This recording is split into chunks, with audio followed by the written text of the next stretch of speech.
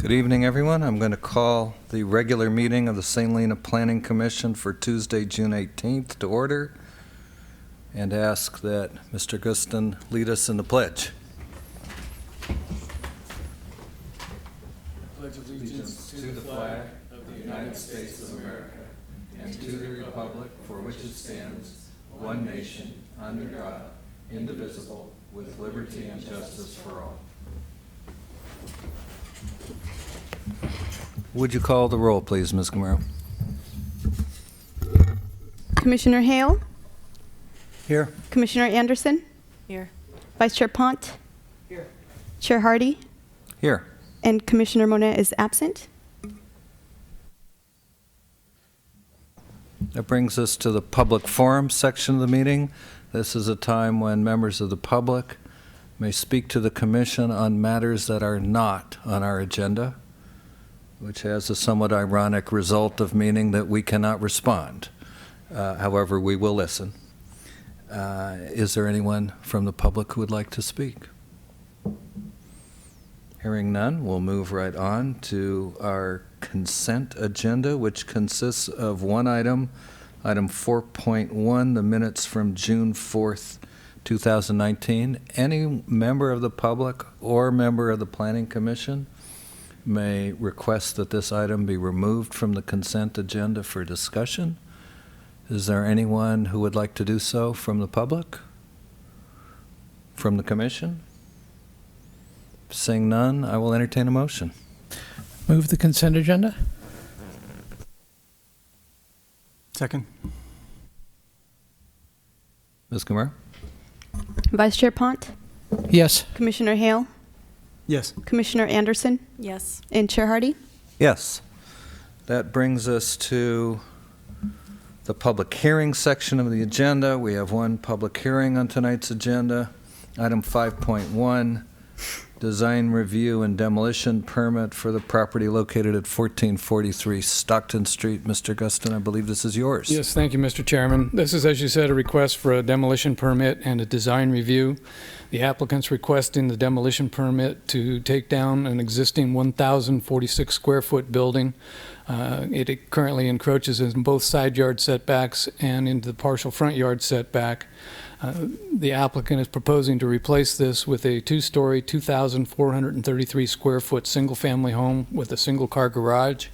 The siding would be wood shiplap, and the roofing would be a combination of steel standing seam and asphalt shingles.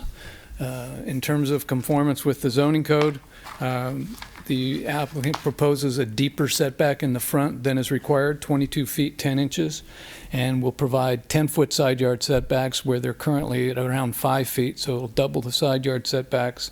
And where the height is limited to 30 feet, the applicant is proposing a maximum of 25 feet.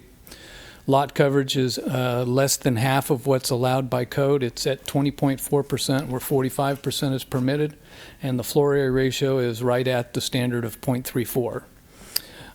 Other than that, it conforms to all of the requirements of the zoning code for the medium density residential. And the question came up why we didn't provide an analysis of the other houses, because it was proposed to be demolished, and we didn't feel that to spend a lot of time on something that wasn't going to be there. It's important to note that over the last few days, we've received, I believe, 6 emails from neighbors concerned about the mass and scale of the proposed project. And you should have been provided a copy of all of those before the meeting started. So with that, the staff recommendation continues to be that the project is exempt from the requirements of CEQA, and that the Planning Commission accept the required findings in approving the requested demo permit and design review for the single-family residence at 1443 Stockton Street. Mr. Chairman? Thank you, Mr. Guston. Do any members of the commission have questions for staff at this point?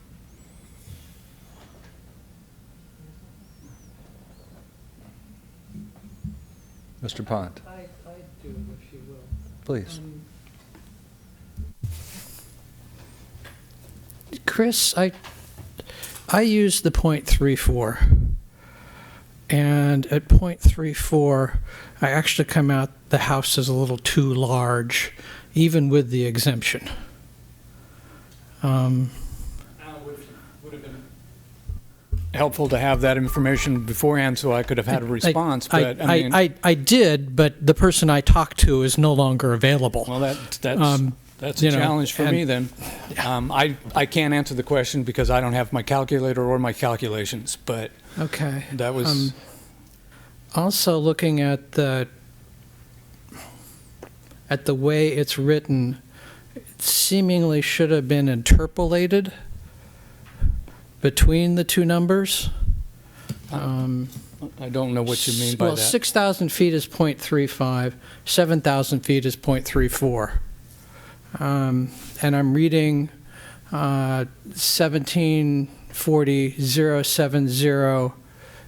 1740.070A2. The FAR shall be interpolated to the nearest 0.2% based on each 200 square feet of parcel area. So Well, you have me at a disadvantage in that I've only been here 2.5 months, and it was reviewed by Mr. Hausch before he left. okay, like So, I said, I did would have been talk to helpful the to have director. these- I did talk to the director when this first came up 2 weeks ago. I don't know what he did with it. I'm not, as a commission member, I talked to the chief of the department, and he is responsible for talking to the rest of the staff. Let me intervene here just on the substantive point.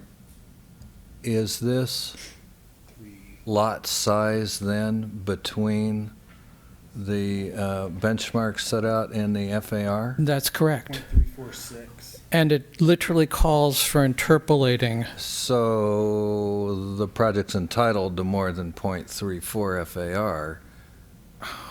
But That's correct. It's .346. 344. Yeah, because the way I read it, you can either round it up or down. It's less than 6,500 square feet. So it's .149 acres times 43,560 is 6,490. Well, It's less than 6,500 square feet. Correct. Okay, well, that does make a difference. .346. Then you might want and this is relying on the assessor's map area? I'm taking the .149 acres from the staff report. Yeah, that's probably from the assessor's map, to, okay. since they don't present the areas in square feet. I don't know how accurate that is. One never knows. And at .346, I get 2,249 square feet. Is that correct? Yeah. Plus 200 for But if it's less than 6,500 square feet, what's the max on the lot? At 6,500 square feet, I get 2,249. ADU. No. So with that and with the 200 square foot exemption for the garage, it's 2,449. Yes, multiplying by 6,500, but you said it's less than 65. 6,490. So it's oh, sorry, I took your 9. It's 2,245.5 2,004. plus 200. 245. So we've got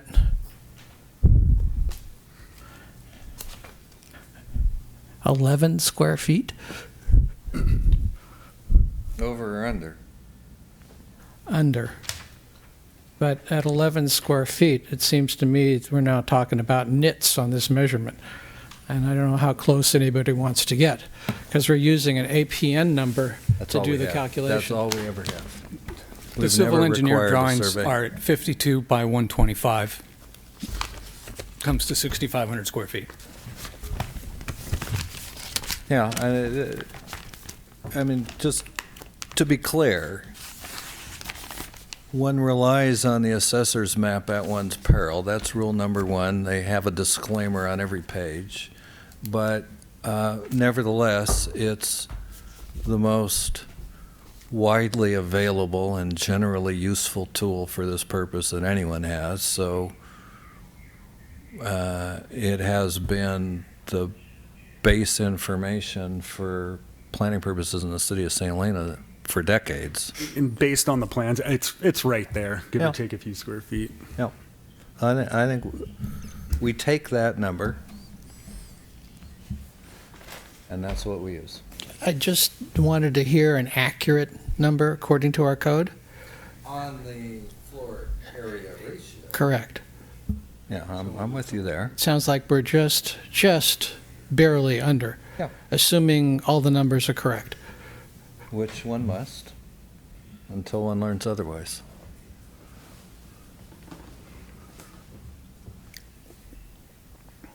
Anything else? No, that just sort of stood out for me. Yeah, understood. Commissioner Anderson?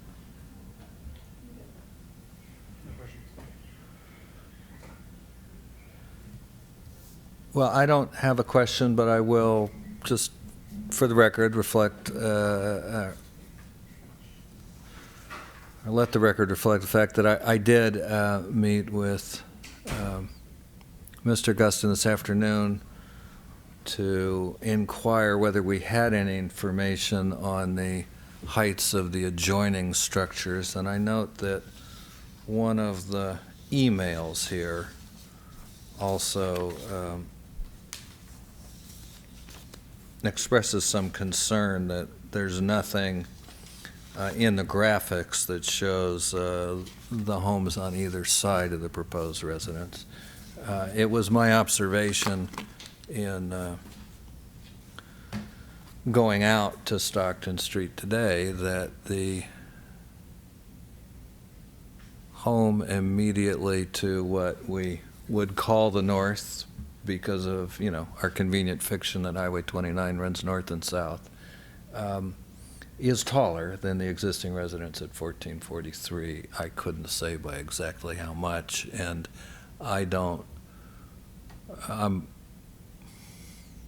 I'm wishing, as one of our letter writers did, that I had something that would show me how the project compares to the residences on either side. We don't, so I don't really have a question, but I wanted, if I hadn't asked that question earlier, I would have brought it up now. So if there are no other questions for staff, I will invite the applicant or the applicant's representative to speak. Please, come to the microphone. Is it on? Hi, I'm Jenny Vitro, the owner and applicant, along with my husband who couldn't be here tonight. I know there's a lot of concern from the neighbors, so I feel like I just want to let those in the room know a little bit about us. We do live in San Mateo right now, but I have a long family history in St. Helena. My grandparents lived here for over 50 years. It's always been my second home. And we bought the house several years ago with long-term plans in mind for it, which we're now trying to realize.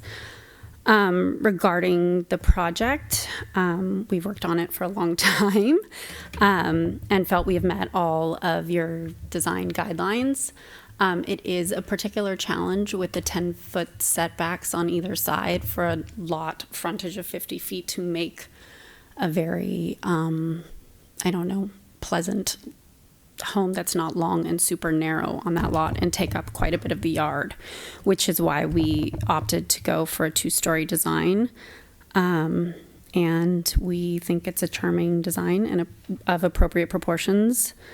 And we respectfully ask for your approval. Thank you. Thank you. Are there any questions for the applicant? I see none. Then I will open the public hearing. Is there anyone who would like to speak? Please, you can distribute it through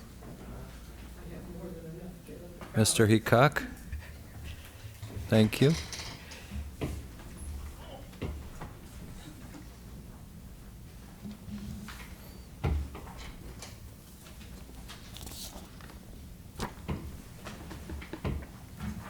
And I forgot to keep one.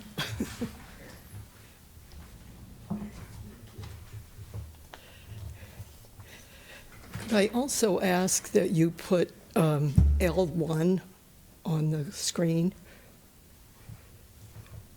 Xenia, can you put sheet L1 on the screen?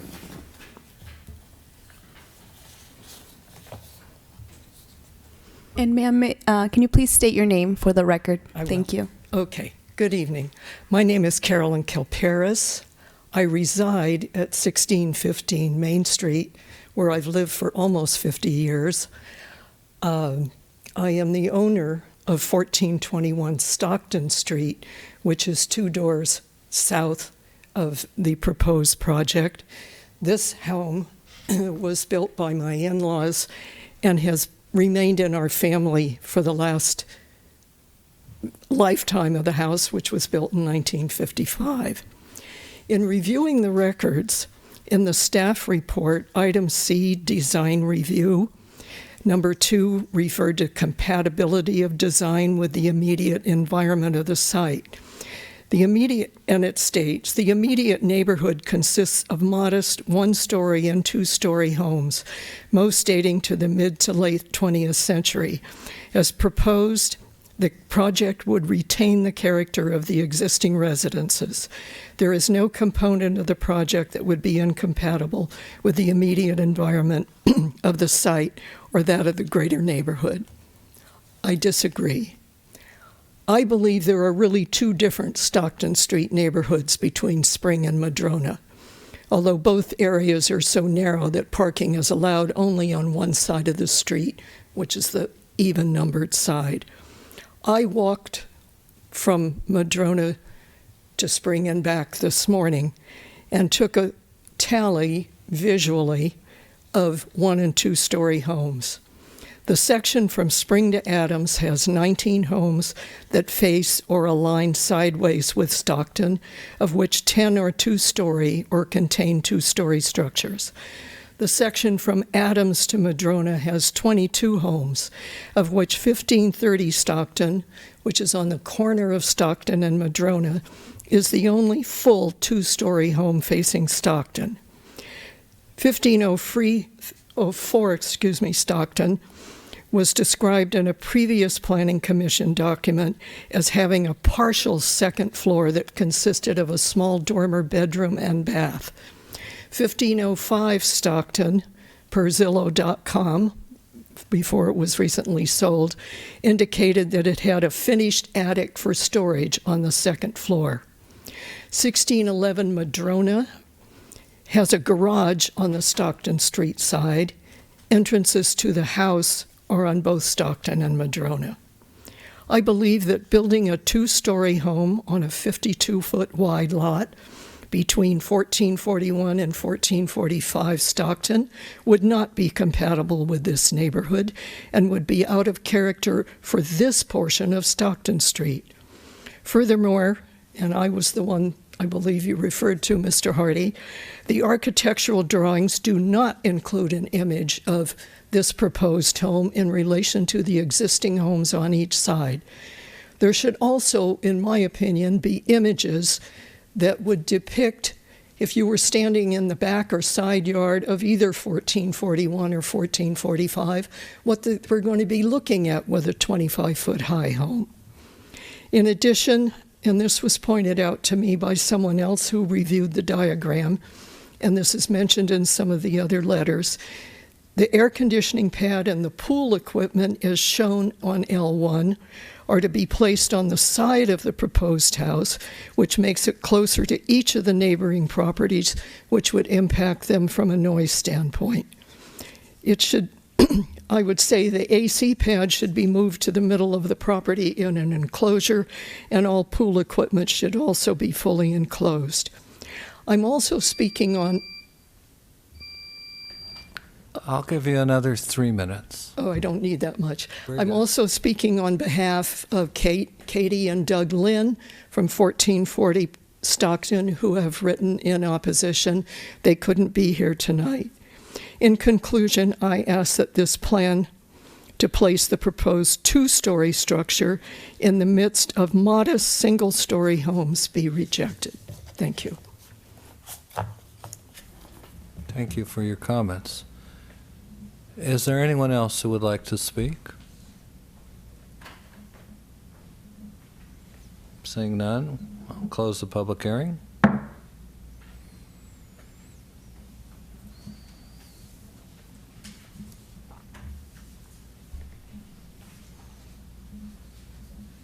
So I'll deviate from custom here and initiate the discussion. Don't know why, just because no one's leaping in, I guess.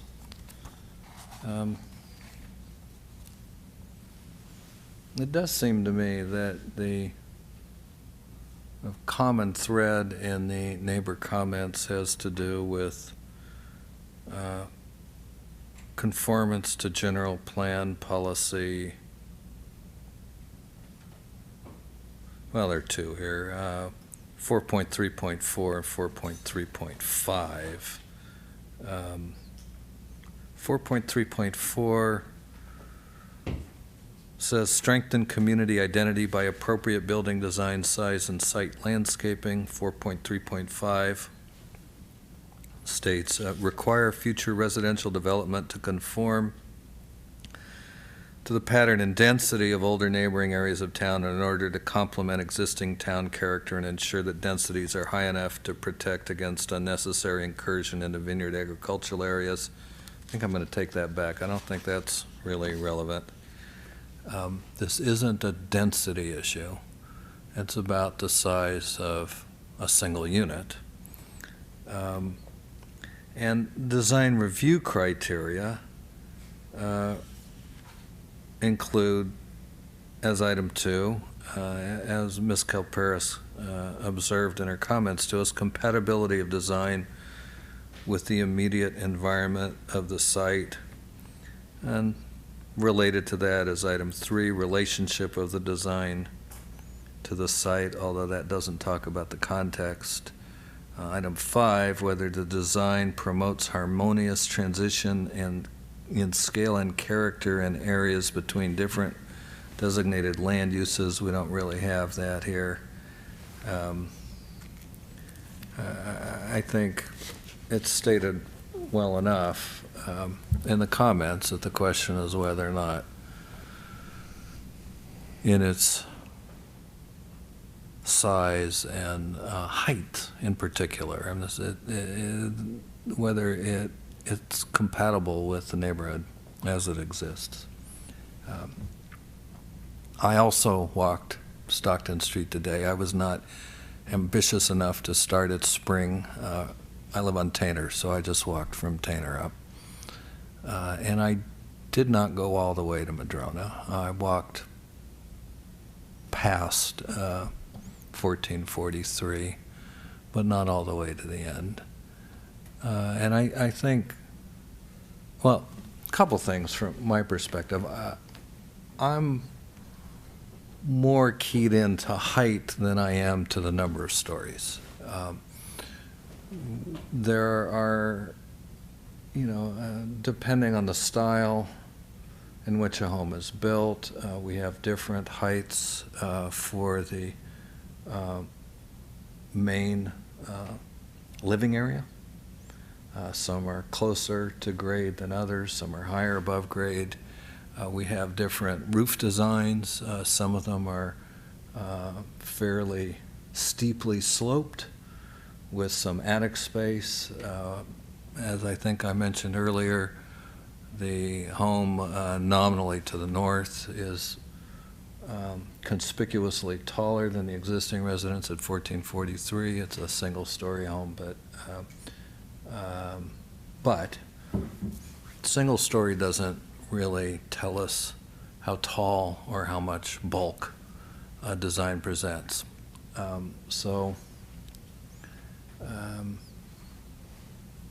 Nevertheless, I also agree with Ms. Kalparis that there's a very noticeable difference, and again, my comparison was with the block between Tainter and Adams, and then going further north. It's a big change. The area we're talking about has not been much affected by the rebuilds and expansions of the last 20 or so years. I also noted, however, that there are 3 nearby homes presently on the market. So This isn't the first application we're going to see in this neighborhood. I'm going to my notes here. I didn't write the addresses down for these first two. They're very close to 1443. One is listed at 2.1 million. I just put the web address down. That was stalinaJewel.com. And then I think that's on the west side. And on the opposite side of the street is midcenturystalina.com at 2.35 million. So, I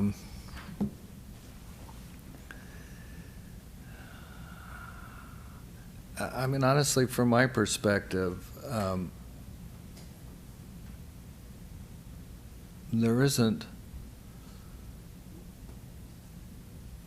any escaping the impending changes in the neighborhood. We have some control over scale, but at these prices, things are going to change. What this says to me is, and I think this has been generally true in St. Helena, it's the land value that's driving the whole equation in terms of what happens with property. So,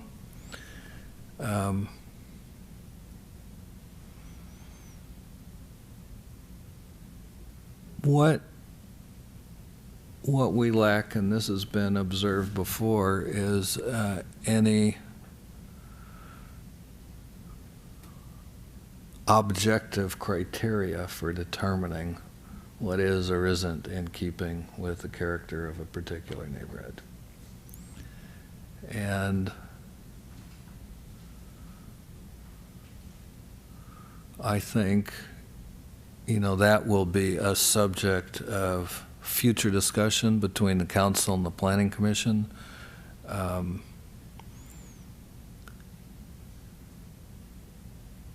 But I think, given that there's a finding or a set of findings that we need to make that are connected in part to that concept, that's part of what we need to be thinking about. And I'll pause there for now and invite further discussion. I'm willing at an appropriate moment, and raising your hand is a perfectly fine way to do it. I will reopen the public hearing and invite you back, but not now. Just remind me if I forget, please. I will also admit that I had walked down that section of Stockton Street when this showed up on the agenda the first time. Because one thing that was missing for me in this packet, unlike the house we did last week, there were depictions of nearby properties. That was part of the packet. There is no depiction in this packet of any nearby properties. So for me, that makes it really difficult to make a determination on whether or not it fits essentially with the properties in the area if I don't have something to look at. So I went and looked. But that I'm not sure is sufficient because that's not something that's on the record. I can't wave it at anybody and say, here. It's just at this point I went and looked. It looked to me like a couple of blocks of fairly small California bungalow-style houses. Whether that fits or not, we need a discussion. But in the record and in the application, there is nothing that shows what the nearby structures look like. So we don't have articles on the record here to make that determination. We'll just have to sort of do it a cappella. I feel, I remember. I'm not sure that's good enough.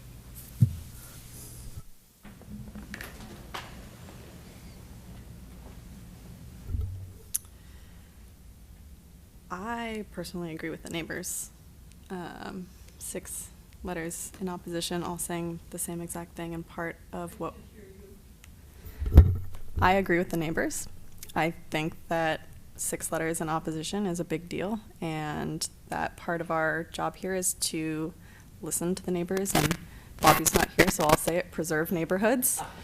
And I think this is out of character, and I think that approving something that's large and out of character for a neighborhood with so many other homes on the market and more demolition and design reviews pending, that we shouldn't be setting a precedence.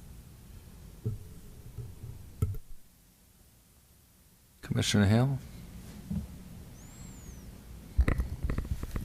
As to I've been past the site several times, and I don't think it's unreasonable for us or for the citizens of the city to expect us to go see it and make observations that we then move forward on. So that I'm putting. I'm just stating that I think we're good there.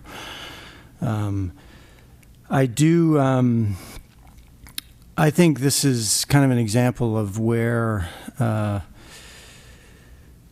it becomes critically important for us to understand that our charge is the fair application of code to all citizens equally. That applies to any sort of property owner, and however it is that they came to be property owners, whether they own multiple properties in town, whether they own one, whether their property in town is a primary residence or a secondary residence. They all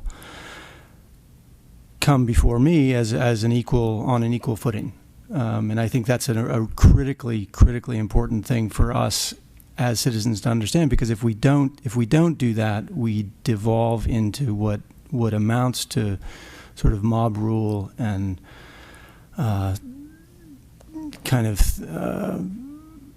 and obviously the downfall of mob rule is at some point the mob comes for you, and if you do not protect property rights and the exercise of those kind of parameters that citizens of this city have every reasonable expectation to be able to walk into City Hall or look on, look at our code and see what parameters apply to lots, whether those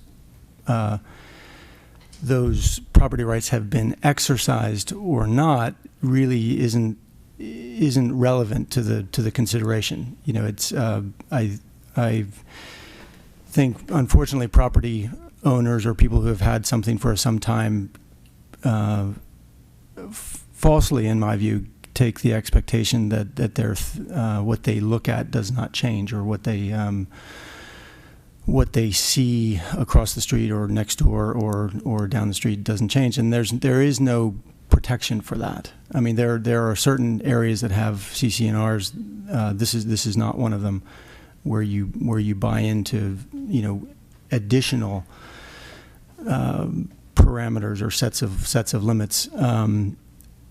And in my view, it's really very important when a project comes before us, if they demonstrate that they are within those parameters. And I've looked through this, and I see it as a very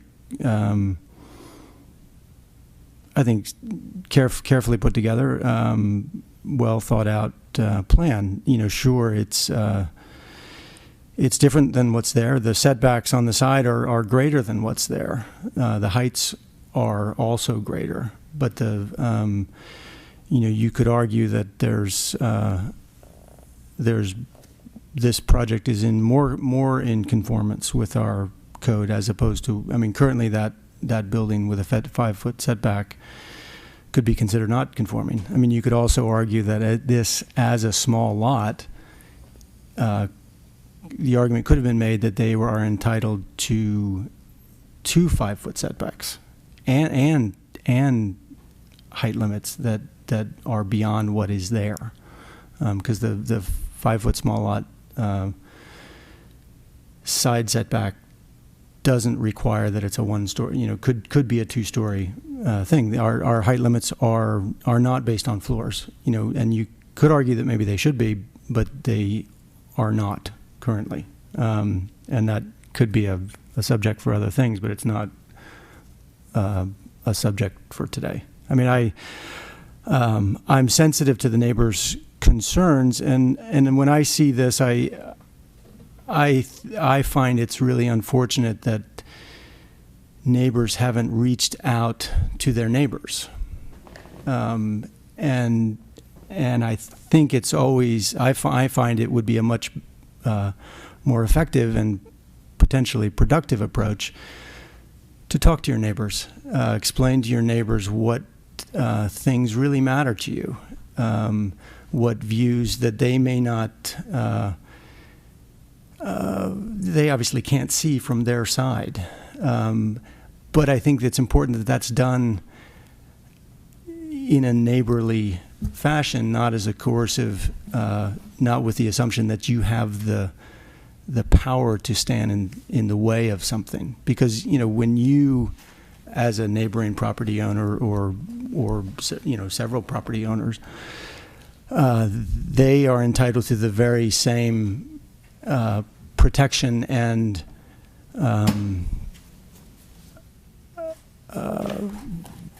defense or umbrella of those rights as they should expect, and I would approach the same. I would approach if you came to me the same way. And while I think the neighbor consensus on this might seem lopsided or one way. I don't find the arguments are based upon or can be really supported by our code. So I support this application, and I think it stands. In my limited experience here, we see this, and I think it's important that the city and we as commissioners begin to consistently demonstrate that the code is applied equally and fairly, and not based and influenced by a well-organized dislike or seeming consensus. If it's not based upon pieces of our code. So I support this project.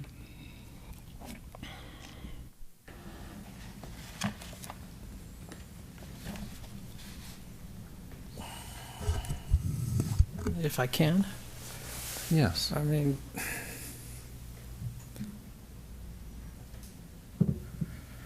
as a commission, it strikes me that we're compelled to determine whether or not it's compatible.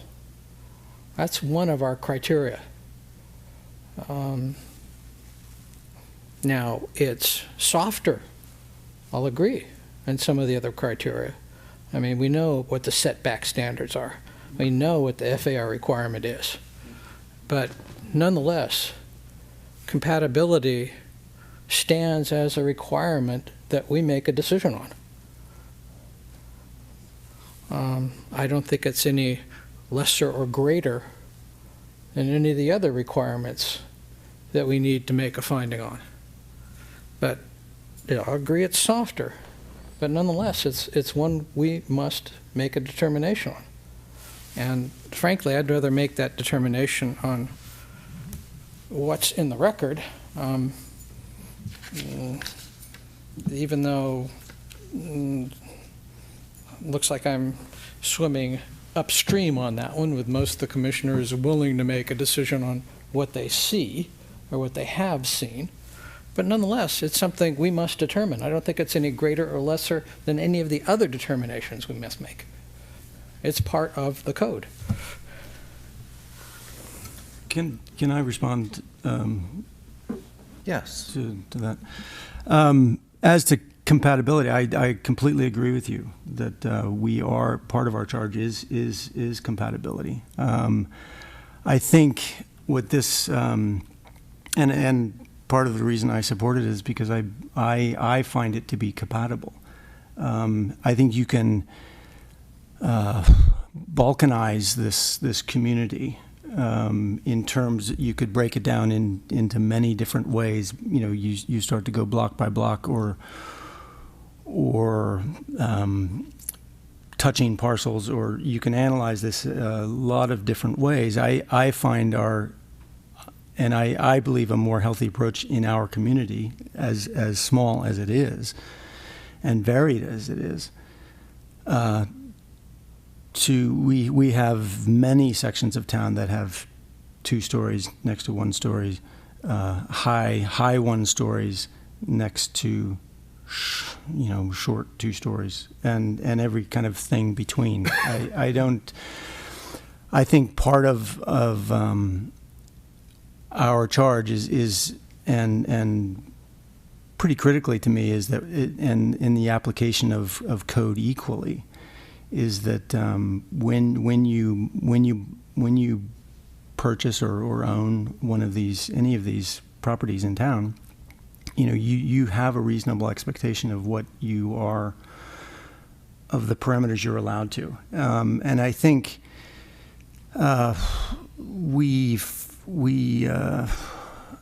I think part of the beauty in St. Helene is the variation and the non call it suburban uniformity, where we have, where some areas have really strict, the garage has to be this side, has to be, you can't, and I think that's a strength here, that we have variety. And I think you can argue if compatibility is only based upon that they're the same height or not inconsistent number of stories. I don't find that in this case that trumps all the other considerations that would or would not make it compatible. So I agree that compatibility is important. But what are the criteria then? I mean, my biggest problem of really compatibility, yeah. or we have no articulated standard for making the determination. That's, I think, the biggest challenge here. And yet we have to make a determination. If we don't have any articulable criteria, then the finding either becomes meaningless because we find everything compatible, or it becomes arbitrary because it's made for one reason one night and a different reason another night. It changes with the commission's makeup or the response of the neighbors or whatever it might be.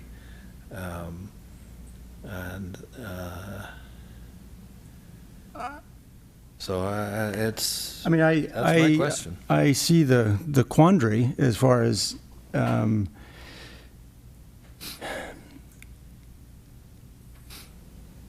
in our code does not articulate to that specificity as to what this should be this.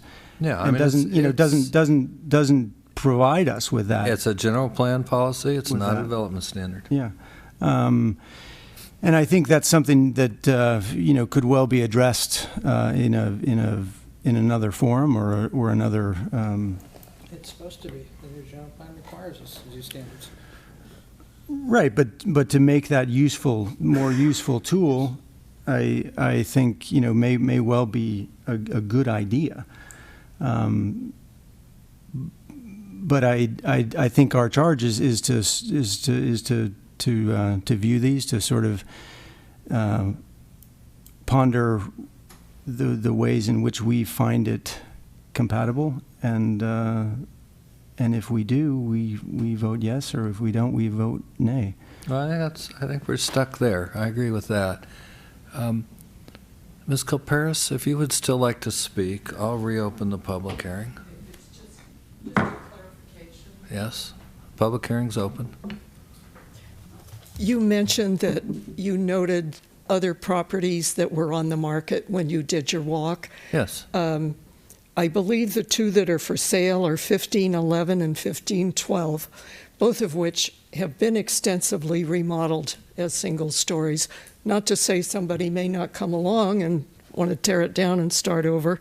1440 it has a sign, but it's for lease as a 30-day rentals.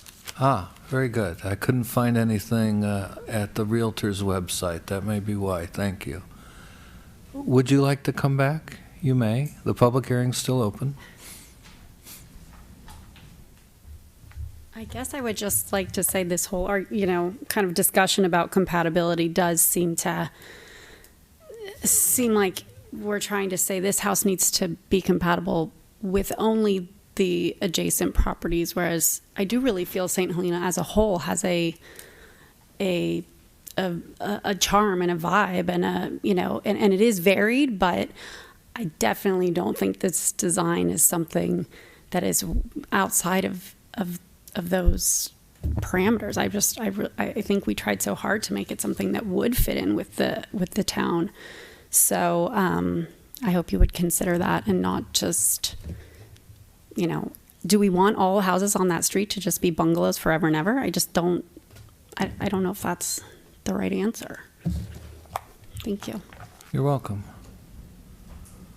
If there's no one else, I'll close the public hearing. Last chance. Well,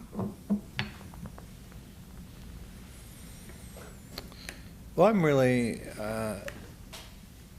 for similar reasons, of the same mind as John. I don't feel like I really have enough information to make the decision I'm required to make, because I don't have a clear visual sense of how the proposed structure will look in the context. And saying that, I do want to acknowledge that standards like this present what two of my most brilliant law school professors called a framing problem. Answers change dramatically when you frame things very narrowly versus when you frame them broadly. It comes up all the time, and you're absolutely right. It makes a difference whether we frame it narrowly in terms of the homes on either side, or narrowly in terms of a particular block, or more broadly in terms of that part of town and some number of blocks. And the general plan policies that relate to the design review findings that we have to make, and the finding of general plan consistency that we have to make, they don't tell us how to frame it. They don't say whether the character of the neighborhood is something we analyze in terms of homes within 100 feet or within a mile.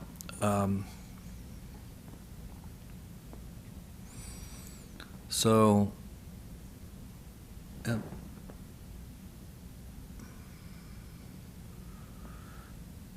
my preference would be to ask the applicant to come back to us with some graphics that put the proposed home in a broader context. home on either side would be enough for me to understand what the relationship of height and width is to other structures that I can see. And with that relationship visually represented, I feel like I would have the ability to extrapolate more broadly. Or at this point, I'm truly unsure. For example, I don't know whether it's any taller than the home next door or not. I just literally don't know. I'm not good enough at visualizing what 25 feet is. We'll get you a stick. Well, I'm really not inclined to trespass in order to make my own measurements, but and I'm very much aware that we're a commissioner shy and at risk of a 2-2 split on anything. But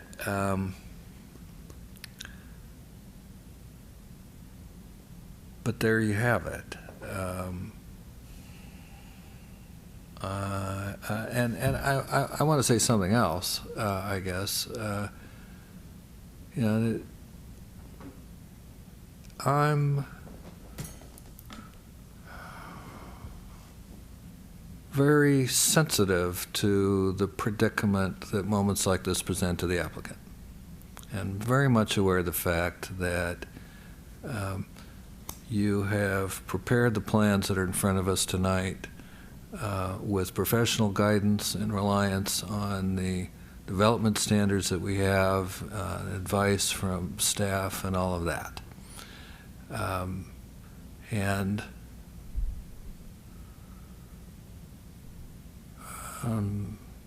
truth of the matter is, at least in the relatively short time that I've been on the commission, most design review applications for single-family residents with or without demolition have been approved as presented or approved with changes essentially worked out between the applicant and the neighbors, or some minor changes requested by the commission. But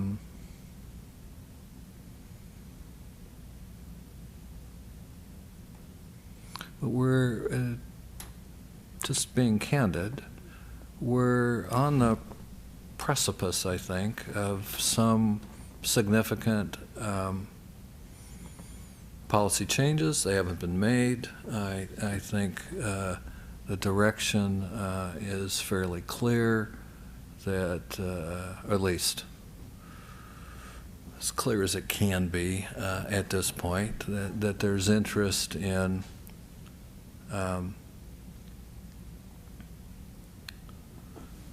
setting out more concrete criteria for design review, in part because many of the homes that have been improved in recent years have generated a lot of criticism from the community. So I'm not sure what my decision would be if it comes back. I'm not even sure what it will be if we vote tonight. I find this one challenging, but that's where I am. So with all that, I'll sit back and see if anyone wants to play the motion game. Oh, and further discussion from the commission would be just fine.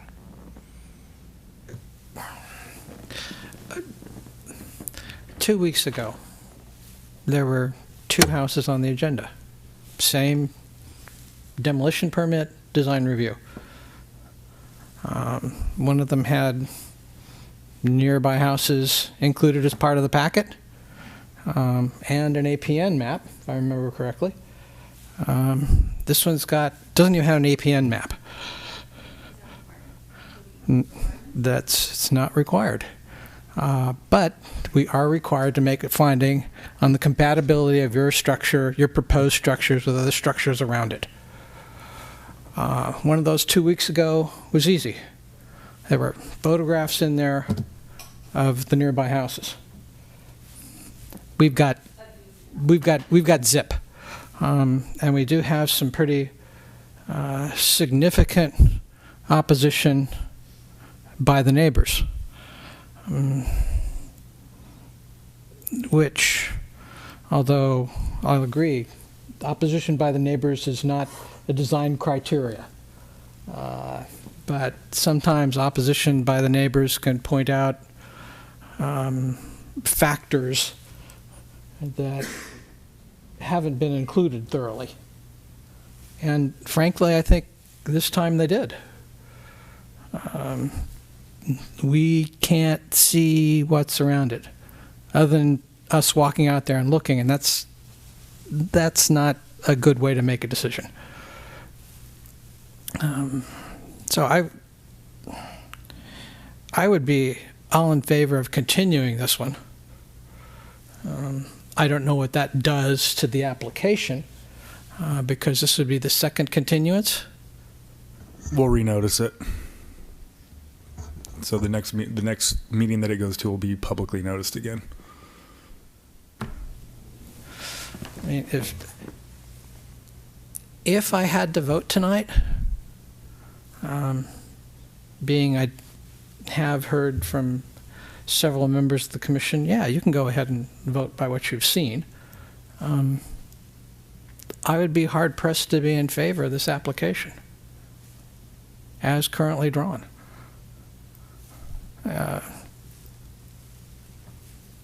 More information, the information that this actually calls for, might be helpful in making a better, more informed, and certainly better justified decision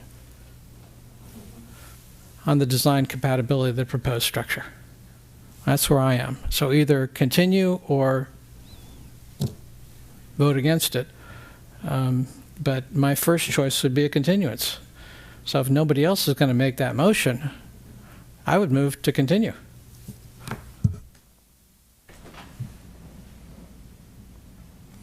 I think this may be one of those circumstances when it's appropriate for me to second.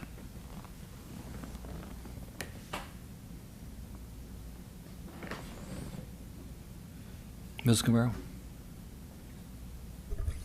Vice Chair Pont, Yes. Chair Hardy, Yes? Commissioner Anderson, Yes. and Commissioner Hale. Yes. Now, I will say, I think this is only fair,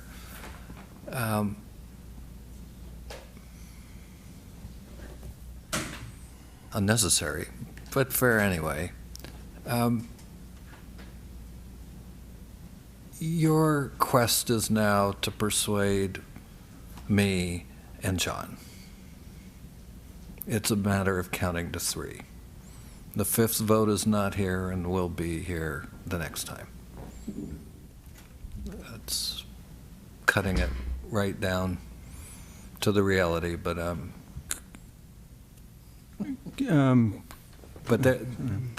that's what's going to happen. When it comes back, we'll take a vote. Could I interject just that if we are going to direct for more information, can we, I don't think it would be unfair for us to provide what specifically we're after if we're going to ask for that. I can tell you what I'd be interested in seeing. I'd be interested in seeing an APN map. I'd be interested in seeing what's within 300 feet of the proposed structure, because 300 feet is our noticing limit if you're going to go for a use permit. So might as well use something we've got, right? Rather than invent a new number, 500 feet, 1,000 feet, 6 feet, whatever. Why not 300 feet? I'd be interested in seeing the size of the parcel, how big the structure is on it, how tall the structure is on it.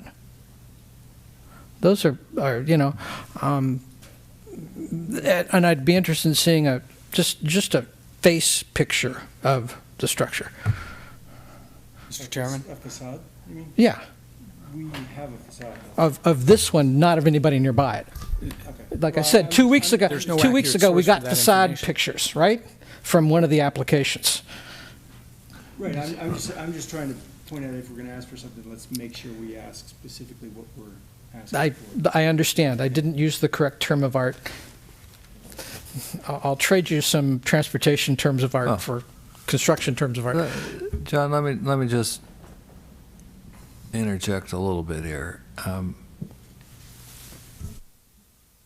It's a straightforward matter for the applicant to present photos or photo montage. I'm not sure that it's realistic to ask for more. I don't think to scale drawings of other structures or parts, just to be sure. It would be helpful, as I think this is something you can do, to know the height of the existing structure. Yeah. As right now, all I have is the height of the proposed structure. And between knowing the height of what's there, the height of what's proposed, and having photos, and I don't feel personally, I don't need 300 feet in all directions, but some number of homes on both sides of the street, with your address sort of as a center point, I think that would make a huge difference for me. Just using the frontage, not measuring everyone's houses. No, just a view, just a view, and I think I'm absolutely hopeless at this sort of thing myself, but I think, with software what it is, it's possible to take photos and assemble them in a way that gives a pretty realistic view of how they compare. I'm confident that can be done by your architect. Sure, then I'll reopen the public hearing and ask you to come back. No, that's fine. We just, this is all about having everything on the record. If you're not at a microphone, it won't show up on the recording. Oh, got it. So we had to have the historical, consultation and have a historical assessment of the property. Right. So if this area is not deemed historical, does that play into any factor of people having the ability to change the appearance? And you know what I'm saying? Like, would it be helpful to have my historical consultant come to a hearing?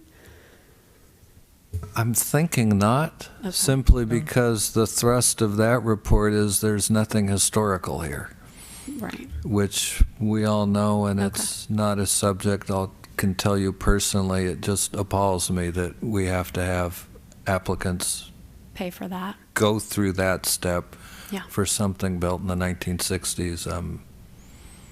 Yeah. As my son would say, I shake my head. Okay. Thank you. I would like to say that this isn't really that unusual for us to ask for additional information. No, There was one not too long ago where we asked the project opponent to put up a couple of poles and a crossbar on their property to see how tall it was. I know there's cities where that's actually mandated. Pacific Grove is one of those where you must put up poles. So although I don't remember us asking for this particular kind of information, but asking for more detail on what something would look like compared to the neighborhood is not that unusual for us. I think staff has adequate direction Good. to be able to advise the applicant Thank on you. how to proceed. Thank you. So if you do have any questions, please feel free to contact Aaron. And the public hearing is still open. If you would like to come back, Ms. Kilparis, you're welcome. But if not, I'll close it. I'm going to leave it closed. I think we're done with this item. In fact, I'm certain of it.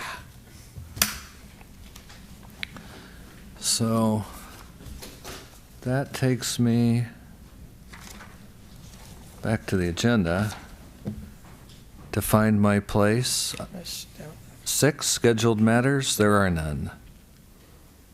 7, department reports. My only report is a reminder that we have canceled the July 2nd Planning Commission meeting, so the next meeting will be July 16th. Okay. Okay, I'll keep that in mind. July 16th. Thank you. If I could, Yes. one question of staff. The new general plan becomes essentially active between now and then? It became active over the weekend, so it is live. This one, I believe, because the application was in before adoption of the general plan, I believe the old general plan still applies to this one. But moving forward, any new project coming forward will have new policies in them and or refer to the 2040 general plan. That was going to be the question. So next meeting, we should expect to see new policies. I guarantee there will be at least one. One new policy at a time. One new project with new policies. Very good. And agenda forecast is a link. As always, my favorite part of the meeting. We're adjourned.